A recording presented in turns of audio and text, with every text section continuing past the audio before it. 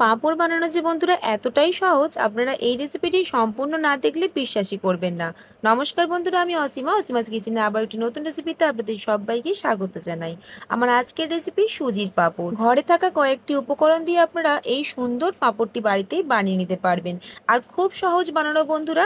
আশা করছি রেসিপিটি আপনাদের খুব ভালো লাগবে। রেসিপিটি অবশ্যই সম্পূর্ণ দেখবার চেষ্টা করবেন। চলুন তাহলে রেসিপিটি বানানো শুরু করা যাক। প্রথমে এখানে একটা বড় বাটির মধ্যে আমি নিয়ে নিচ্ছি একটা কাপ মেপে 1 কাপ পরিমাণে সুজি। আর 1 কাপ সুজি দিয়ে বন্ধুরা অনেকগুলো কিন্তু পাঁপড় তৈরি হবে। আর নিয়ে নিলাম 1 চামচ পরিমাণে ময়দা, এর থেকে বেশি কিন্তু ময়দাটা নেবার দরকার নেই। দিয়ে দিলাম এখানে সামান্য একটু লবণ। সব কিছু উপকরণ একবার ভালো করে মিশিয়ে নিচ্ছি। আর যেই কাপটা মেপে আমি সুজি নিয়েছি সেই কাপ মেপেই নিয়ে নিতে হবে 1 কাপ পরিমাণে জল। এবার সব কিছুকে ভালো করে এইভাবে মিশিয়ে নিচ্ছি। মিশিয়ে ঢেকে রেখে দেবো কিছুক্ষণের জন্য। ততক্ষণে কিন্তু এটা সুজিটা অনেকটাই ফুলে ডবল হয়ে যাবে। পাঁপড় তো অনেক রকমেরই খেয়েছেন, তবে ঘরে নিজের হাতে যদি সুজির এই পাঁপড়টা একবার বানিয়ে নেন বন্ধুরা, আর অন্য কোনো পাঁপড় কিন্তু খেতে ইচ্ছেই করবে না। বারবার কিন্তু এই পাঁপড়ই বানানোর জন্য আপনাদের কাছে রিকোয়েস্ট আসবে।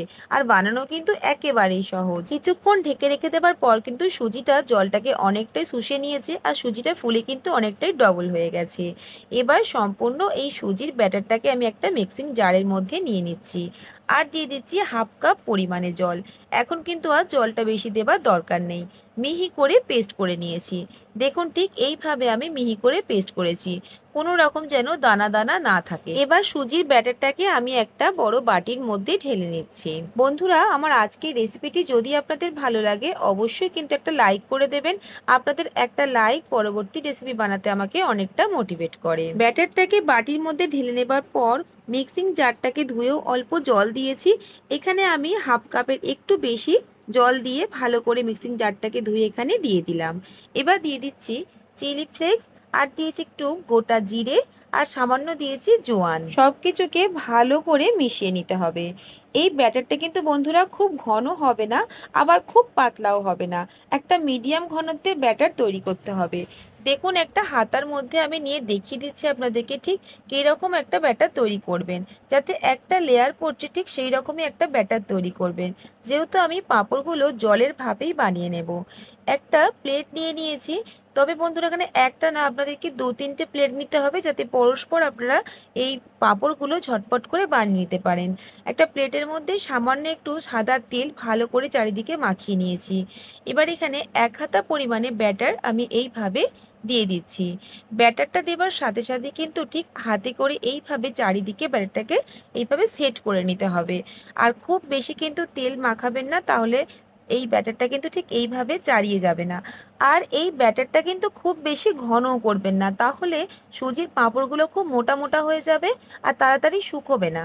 এবার দেখুন আমি ঠিক এইভাবে চারিদিকে ভালো করে চাড়িয়ে নিয়েছি।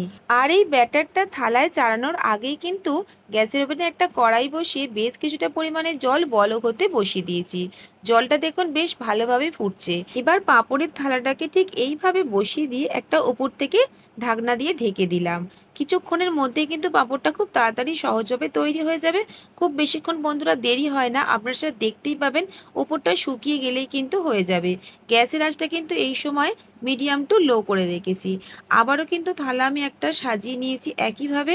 এই জন্যই কিন্তু বন্ধুরা আপনাদেরকে ঝটপট করে একটা করে প্লেট এইভাবে বসিয়ে দিতে হবে। যেহেতু আগের প্লেটের পাঁপড়টা যতক্ষণ না ঠান্ডা হবে ততক্ষণ কিন্তু ওটা ওঠানো যাবে না, থালা থেকে কিন্তু এটা ডিমোল্ড করা যাবে না। দেখুন এটা এবার ঠান্ডা হয়ে গেছে। একটা চামচের পিছন দিক থেকে ঠিক এইভাবে আস্তে করে একটু কাট লাগিয়ে দিচ্ছি।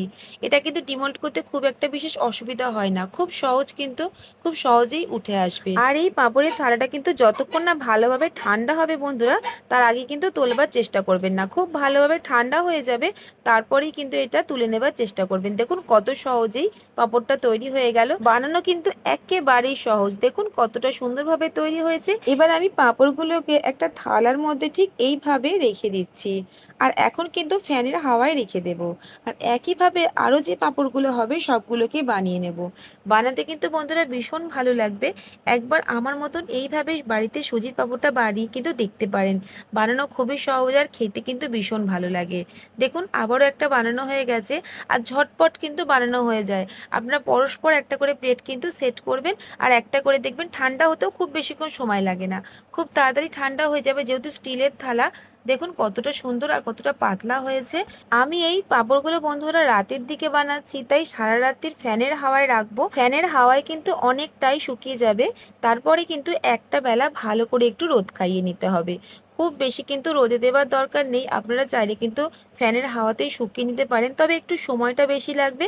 আর রোদে দিলে কিন্তু খুব তাড়াতাড়ি এটা শুকনো হয়ে যাবে। দেখুন আমি রোদে দিয়ে শুকনো করে নিয়েছি, এক বেলার মধ্যেই কিন্তু খুব সুন্দর শুকিয়ে গেছে। যদি আপনাদের এই পাঁপড়গুলো একটু মনে হয় কাঁচা লাগছে, সেক্ষেত্রে আপনারা আরও একটা দিন কিন্তু শুকিয়ে নিতে পারেন। আর দেখুন পাঁপড়গুলো কতটা সুন্দর দেখতে হয়েছে খালি, আর খেতেও বন্ধুরা ভীষণ ভালো লাগে, একদম কাঁচের মতন দেখতে লাগছে। চলুন এবার আপনাদেরকে পাঁপড়টা ভেজেও দেখিয়ে দিই যে কতটা সুন্দর হয়েছে। আর এখানে আমি 1 কাপ সুজি দিয়ে কিন্তু অনেকগুলোই পাঁপড় বানিয়ে নিয়েছি। আমি এখানে পাঁপড়গুলোকে একটু বড় সাইজের বানিয়েছি, আপনারা চাইলে কিন্তু আর একটু ছোট করেও বানিয়ে নিতে পারেন। এবার চলুন পাঁপড়গুলোকে আমি ভেজে নিই।